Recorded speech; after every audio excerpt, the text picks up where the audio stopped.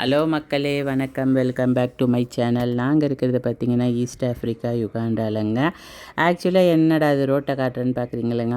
ஆமாங்க, சாட்டர்டே அன்னைக்கு நான் என் முடியை கட் பண்ணலான்னு போயிருந்தேன். ஏன்னா முடி பயங்கரமாக வெடிச்சிருந்தது. ஒரு 6 மந்த் ஒன்ஸ் நான் கட் பண்ணுவேன். இந்த வாட்டி 1 இயர் ஆகிப்போச்சு நான் கட் பண்ணி. சரின்ட்டு முடி வெட்ட சலூன் போயிருந்தேன். குஜராத்தி கடை தாங்க. அப்படியே கட் பண்ணிவிட்டு லைட்டாக கலரிங் கொடுத்துருந்தாங்க. மெஹந்தி தான் மேலே, மருதானியில் தான் போட்டிருந்தாங்க கலரு. முடிச்சுட்டு வரக்குள்ளே பார்த்தீங்கன்னா பேக் கடை பக்கத்துலேயே இருந்துச்சுங்க. நான் வேறு பார்த்துட்டேன்னா ரொம்ப நாளாக அந்த கடையில் வாங்கணும்னு நினச்சிட்டே இருந்தேன்.